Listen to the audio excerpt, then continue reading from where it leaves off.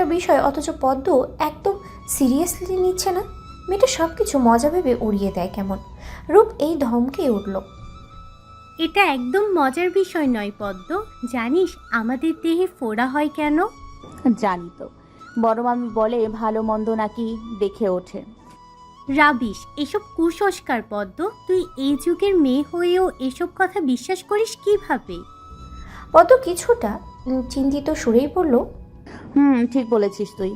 ব্যাপারটা আমি জানি, কিন্তু বড় মামিকে কিছু বোঝাতে গেলে বলে আমরা এই যুগের মেয়েরা নাকি কিছু জানি না, শুধু পারি বড়দের মুখে মুখে তর্ক করতে।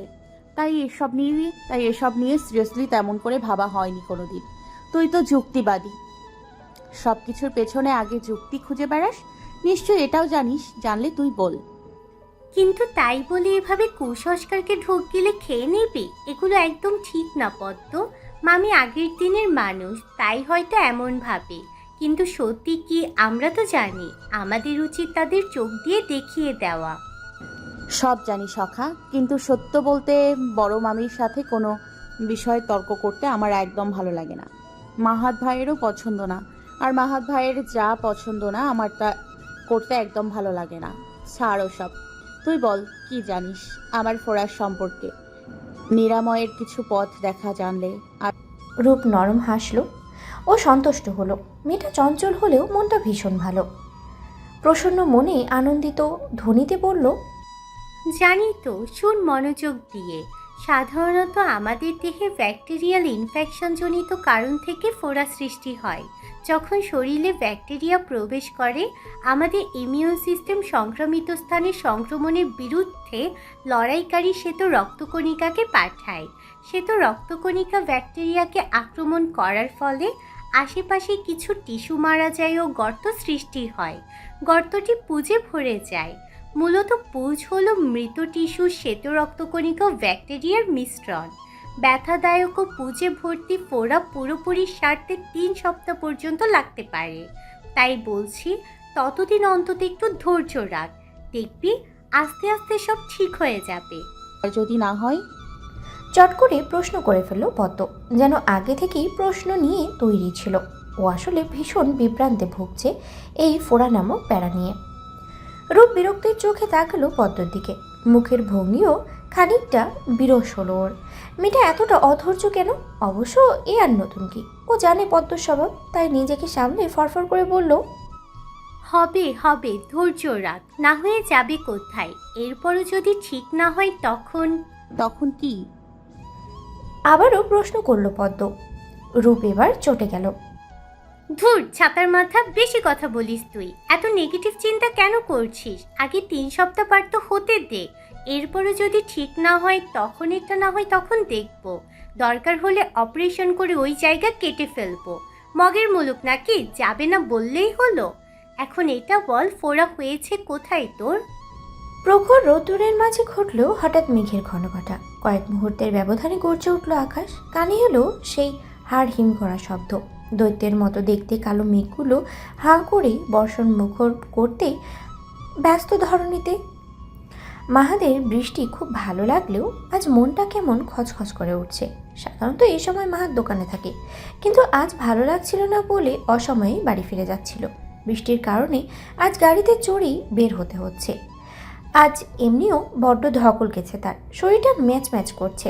কেন জানি কিছুই ভালো লাগছে না, মনটা কেমন তিক্ততায় ভরে আছে। দ্রুত বাড়ি ফিরে শাওয়ার না নিলেই নয় এমন অবস্থা তার।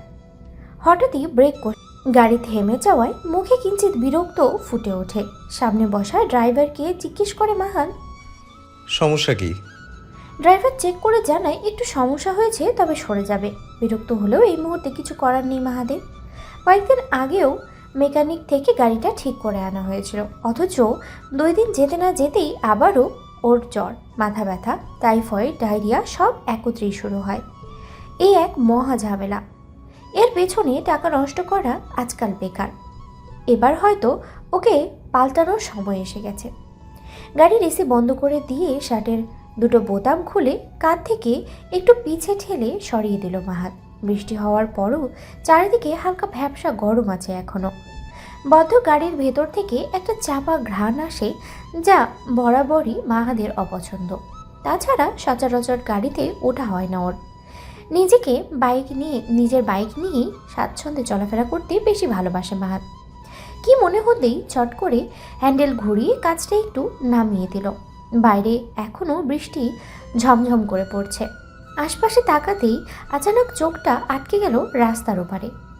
একটি কিশোরী, না কিশোরী নয়, একটি সদ্য যৌবনা নারী দুহাত ছড়িয়ে রাস্তায় দাঁড়িয়ে বৃষ্টিতে ভিজছে বলে হয়তো ভুল হবে। পেখম মেলা ময়ূরের মতো তাথুই তাথুই করে নাচছে। নাচের তালে তার প্রতিটি দেহভঙ্গি, হাত পায়ের চলন গতি ও তার সাথে ছন্দ করছে। অপরদিকে অগোচরে তার সমস্ত তন্ময়ে জুড়ে অবিলম্বে মাহাদের দৃষ্টি ঘুরতে লাগে। কি মনোমুগ্ধকর সেই সৌন্দর্য! তবে আফসোস, সব কিছু দৃশ্যমান হয়েও যেন ধরাছোঁয়ার বাইরে তারই নন্দিনী।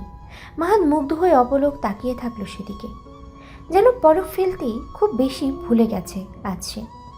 বৃষ্টিতে ভিজে পরনের অঙ্গবস্ত্রটি গায়ের সাথে লেপ্টে আছে রমণীর, কিন্তু সেদিকে তার ভ্রক্ষেপ নেই। ফলপ্রসূ নারীদেহের সকল উঁচু নিচু অঙ্গভঙ্গি স্পষ্ট ফুটে উঠেছে ভেজা বস্ত্র ভেদ করে। বাদ যায়নি সুগভীর নাভির তলদেশ। তার কোমরের নিচ পর্যন্ত থেকে থাকা চুলগুলো বৃষ্টিতে ভিজে লতার মতো সারা দেহে লেপ্টে আছে। দেখে বড্ড হিংসে লাগলো মাহাদের। পারতপক্ষে কোনো নারীর এমন গোপন সৌন্দর্য দেখা ওর মধ্যে দৃষ্টিকটু হলেও আজ সে নিজে মুগ্ধ নয়নে বিমোহিত হয়ে সব কিছু নখ দর্পণে অবলোকন করছে। কি করে চোখ ফেরাবে এমন মনোহর দৃশ্য যে সে আগে কখনো দেখেনি। আজকের এই দৃশ্য যেন মাহাদের শুষ্ক মরুভূমির সাদৃশ্য বুকে নিছক বাড়িধারার মতো ঝরে আর্দ্র করে তুলেছে। মাহাত যেন মনে মনেই প্রমোদ গুনছে, আরও দাও বাড়ি ধারা, আমি যে নিজেও ভিজতে চাই এই বৃষ্টির সাথে। তপ্ত রোদে শুকিয়ে যাওয়া জীবের মনে প্রাণ সঞ্চার করতে করবে কি আমায় সঙ্গিনী? মাহাদের চোখ বুঝে এলো এক অপারগ অনুভূতিতে।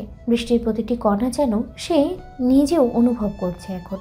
অনেকদিন বৃষ্টিতে ভেজা হয় না মাহাদের, ঠান্ডা লাগার ধাত আছে বলে। জাবেদার করা নির্দেশ বৃষ্টিতে ভেজা বারণতার, অথচ তার প্রিয় মানুষটার মতো তারও বৃষ্টিতে ভেজা খুব বেশি পছন্দ। আজ সকল বাধা সকল নিষেধ ভুলে এই নন্দিনীর সাথে ভিজতে মন চাচ্ছে। এতটা অনুভূতি আগে কখনো হয়নি। তবে আজ কেন হচ্ছে? কে এই নন্দিনী? চোখ খুলে পিটপিট করে তাকায় মাহাত। কি আশ্চর্য, এতক্ষণ ধরে যাকে নিয়ে মনের ঘরে এত হইচই ও তৃষ্ণাত্ম মনে প্রাণ সঞ্চার করা নারীটার চেহারা পর্যন্ত দেখা হয়নি এখনো। রাস্তার ওপাশে মাহাত আর ওপারে মেয়েটা, মাঝ দিয়ে সাই সাই করে গাড়ি ছুটে যাচ্ছে দ্রুত। আর পারিপার্শ্বিক পরিস্থিতির কারণে চেহারাটা পুরোপুরি অস্পষ্ট হয়ে গেল মাহাদের জন্য। বুকটা কেমন চিনচিন করে উঠল আচানক। মেয়েটাকে একটু দেখার জন্য বাড়ল তার উৎকণ্ঠা, কিন্তু এই উৎকণ্ঠার মাঝেও আলাদা এক প্রশান্তি খুঁজে পাচ্ছে মাহাত। না, এই প্রশান্তিকে তার ধরতে হবে, বেঁধে রাখতে হবে নিজের সাথে। এখনই না বাঁধলে হয়তো চিরদিনের মতো হারিয়ে যাবে তার নন্দিনী। যেমন ভাবা তেমন কাজ। বৃষ্টির মাঝেই গাড়ি থেকে নেমে দাঁড়ালো মাহাত। কিছু হাত দূরেই তার কাঙ্ক্ষিত মানুষ, হাত বাড়ালেই যেন ধরতে পারবে, তাই কোনো দিকে না তাকিয়ে এক ছুটে যেতে নেয়। আর তখনই ফোনের কর্কশ শব্দে মাহাদের ঘুম ভেঙে যায়। বিরক্তিতে মুখ কুঁচকে ওঠে ওর। চোখ দুটো খুলে ঘড়িতে দেখতে পায় 7:30। চট করে শোয়া থেকে উঠে বসে। মাহাত বসে ভাবছে, এত কি সম্ভব? এতটা প্রখর কি করে হয় কল্পনা শক্তি? এক মুহূর্তের জন্য মনে হলো সব বাস্তব। হৃদয় জুড়ে এক অদ্ভুত অনুভূতি দোল দিয়ে গেল মাহাদের। কিন্তু এ কেমন অনুভূতি? পাঁজর ভেঙে বেরিয়ে এলো এক দীর্ঘশ্বাস। জিভ দিয়ে ভিজিয়ে নিল শুষ্ক ঠোঁট দুটো। ডান হাত চুলে চালিয়ে বিছানার পাশে দেয়ালে তাকালো। দেয়াল জুড়ে সারি সারি ফ্রেমে বাঁধানো ছবি, বেশিরভাগ ছবি ওর। পদ্মর সঙ্গে আর কয়েকটা আছে ওর পরিবারের। সবগুলো ছবি অদ্ভুতভাবে ভীষণ সুন্দর। পদ্মকে কেমন পুতুল পুতুল লাগে ছবিগুলোতে। সেসবের দিকে তাকিয়ে অদূর অতীতের কথা ভেবে মৃদু হাসল মাহাত। অনেক আগেই জাবেদা বেডটি রেখে গেছে। হালকা ফ্রেশ হয়ে কাপটা হাতে নিয়ে সোজা বেলকুনিতে চলে গেল। এটা মাহাদের রোজকার অভ্যাস। সকালে ঘুম থেকে উঠে চায়ের সাথে বেলকুনিতে একটু বসা। ওর বেলকুনি জুড়ে ফুল গাছের ছড়াছড়ি, সব পদ্ম নিজের হাতেই লাগিয়েছে। যত্ন করে গাছগুলোতে পানিও দেওয়া হয়। মাহাদের খুব ভালো লাগে ফুলে ভরা বেলকুনিতে বসতে সকালে। অদ্ভুত এক সুবাসে মন ভরে যায়। মনের সকল বিতৃষ্ণা যেন এক মুহূর্তেই দূর হয়ে যায়। এক পরম শান্তির স্থান মাহাদের জন্য। চায়ের কাপে চুমুক দিয়ে আবারও ভাবে নিজের স্বপ্নের কথা। এমন নয় আজ নতুন, এমন স্বপ্ন প্রায়ই সে দেখে। শুধু পার্থক্য এতটুকুই, এতটা প্রখর কখনো ছিল না। ওর স্বপ্নের নন্দিনীর চেহারা আজও ও দেখতে পায়নি। তবে স্বপ্নের সেই নারীটার প্রতি এক অকল্পনীয় অনুভূতি কাজ করে মাহাদের মনে। মাহাদ ভেবে পায় না কেন। আবারও বেজে ওঠে মাহাদের ফোন। বিরক্ত হয়ে ভাবে কে ফোন করছে এত সকাল সকাল ওকে। চায়ের কাপ রেখে বিছানা থেকে মুঠোফোন তুলে চোখে নেয় ডিজিটাল স্ক্রিনে। মেসেজও এসেছে। খানিক আশ্চর্য হয় মাহাদ, কারণ একটা নয়, পরপর কয়েকটা মেসেজ এসে জমা হয়েছে ওর মুঠোফোনের কয়েক মুহূর্তের ব্যবধানে। মাহাদ চিন্তিত হয়ে ইনবক্সে ঢুকতে ঢুকতে দেখতে পায় বন্ধুদের message. Get well soon bro, তাড়াতাড়ি ভালো হবে, চিন্তা করিস না। আইব্রুফোফেল সেবন কর, সব ঠিক হয়ে যাবে। এমন করে আরও অসংখ্য মেসেজ সবার। ও হোয়াট দ্য, এসব কি? সব কি একসাথে পাগল হয়ে গিয়েছে নাকি? নাকি আমাকে এপ্রিল ফুল বানানোর চেষ্টায় আছে? কি সব আজব কথাবার্তা! ধ্যাত, সকাল সকাল মুডটাই খারাপ করে দিল সবগুলো মিলে। মাহাদ ফোনটা রেখে ওয়াশরুমে চলে যায় শাওয়ার নিতে। লম্বা একটা শাওয়ার নিয়ে বাথরুম থেকে বের হতে না হতে আবারও শব্দ করে বেজে ওঠে মুঠোফোন। এবার আর বিলম্ব করলো না। মাহাদ গলার টাওয়াল ঝুলিয়ে ফোনটা রিসিভ করে ফেলল। অপর পাশ থেকে শোনা গেল বন্ধু ফারহানের চিন্তিত কণ্ঠ। দোস্ত, তুই ঠিক আছিস তো? শালা হারামির দল, সত্যি করে বলতো, কাল কি একসাথে সবগুলো মেরে গাঁজা খেয়েছিস? কি বলছিস দোস্ত? আমরা গাঁজা খাবো কেন? আমাদের কি তোর গাঁজাখোর মনে হয়? আমরা হলাম ভদ্র পোলাপাইন, আর ভদ্র পোলাপাইনরা কি গাঁজা খায়? তারা খায় র্যাম, হুইস্কি, বিয়ার ও ওয়াইনের মতো বিলাতি মাল।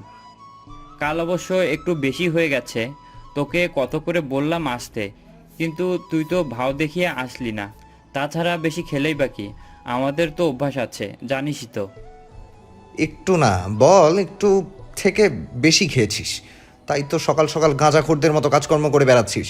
সারা রাত মদ গিলেছে ওনারা, আর সকাল সকাল আমাকে জিজ্ঞেস করে আমি ভালো আছি কিনা। সারা গাঁজাখোরের গোষ্ঠী। আই ফোন রাখ তুই, না হলে ফোনের ভিতরে ঢুকে তোকেই আগে পেটাবো। বলে মাহাদ নিজেই ফোন কেটে দিল। যত সব আবালের বাচ্চা, সকাল সকাল এত সুন্দর মুডটাই আমার 13টা বাজিয়ে দিল। রুমের প্রশস্ত দর্পণের সামনে দাঁড়িয়ে এক মনে পাঞ্জাবির বোতামগুলো লাগাচ্ছিল মাহাদ। মাথায় তার ঘুরছিল এক নতুন চিন্তা। সকাল সকাল সব কটার হলোটা কি? এমন নয় এরা এই প্রথম মদ গিলেছে, তবে এর আগে এমন অদ্ভুত আচরণ করেনি কখনো। তাহলে আজ কি হলো? ঘড়ির দিকে তাকিয়ে মাঝপথে থেমে যায় মাহাদ। না, আর চিন্তা করা যাবে না। মাথা ঝেড়ে সমস্ত চিন্তাকে একপাশে রেখে মাহাদ তৈরি হয়ে নিল।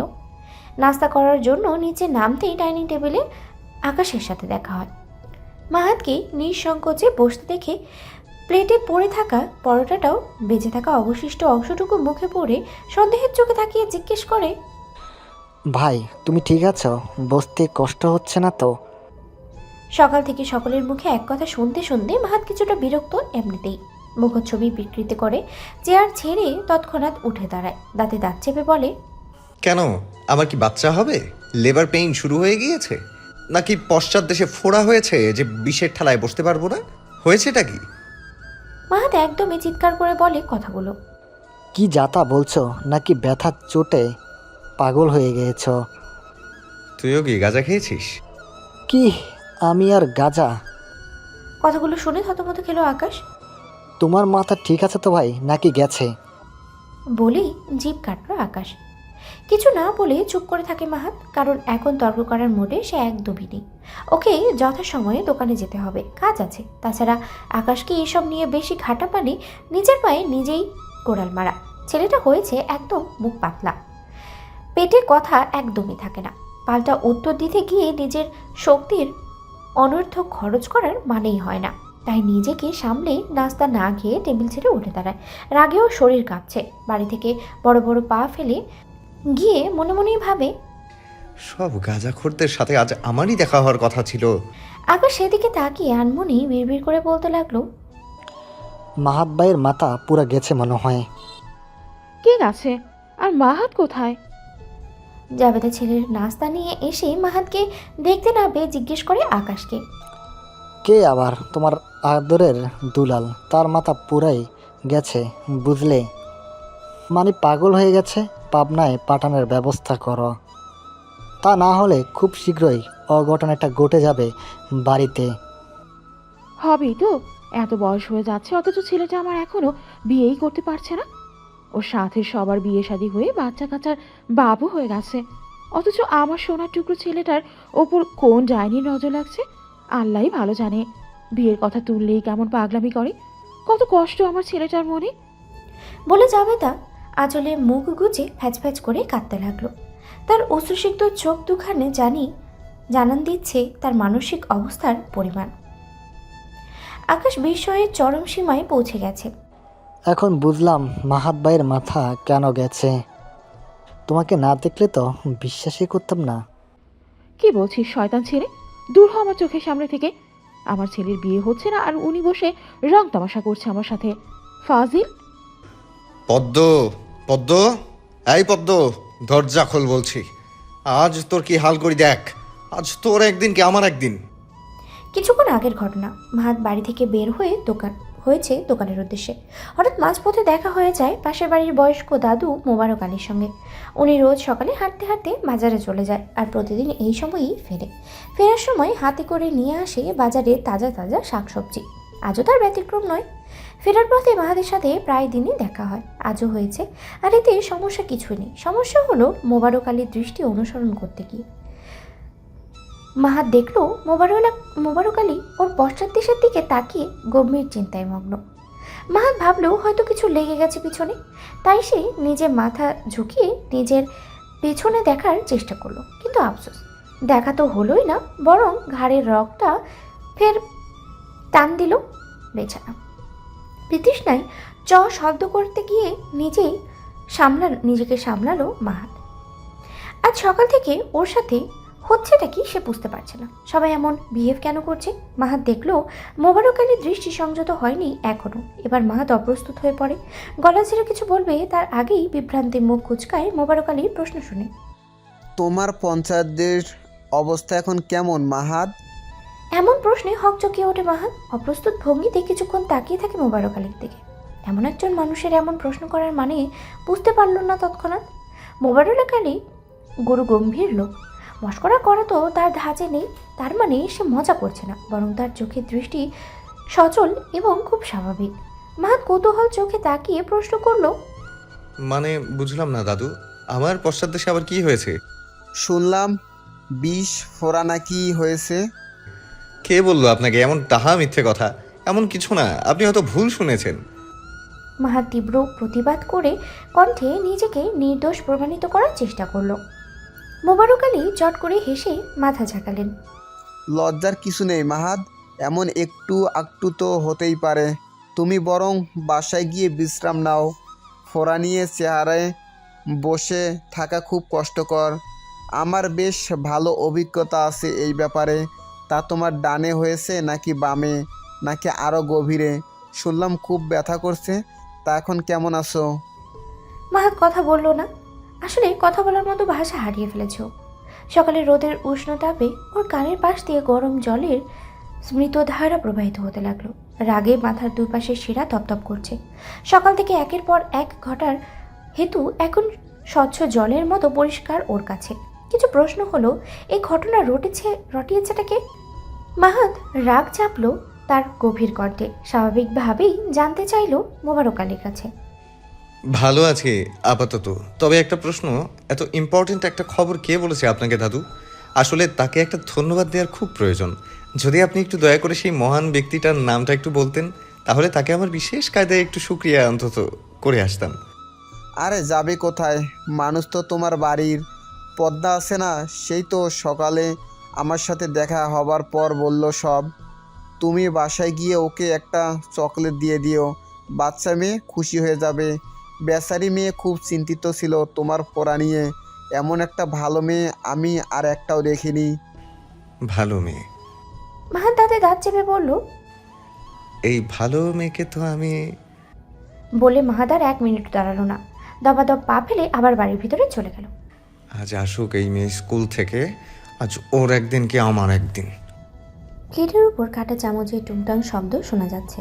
শব্দটা মস্তিষ্কে গিয়ে খুবই বিরক্ত করছে ড্রয়িং রুমে বসে থাকা আকাশকে। তবে আপাতত সেদিকে বিশেষ ধ্যান দেওয়ার প্রয়োজন মনে করলো না ও, কারণ মুঠোফোনে নিজের নতুন গার্লফ্রেন্ডের সাথে চ্যাটিং করতে পুরো দোস্তর ব্যস্ত এখন আকাশ।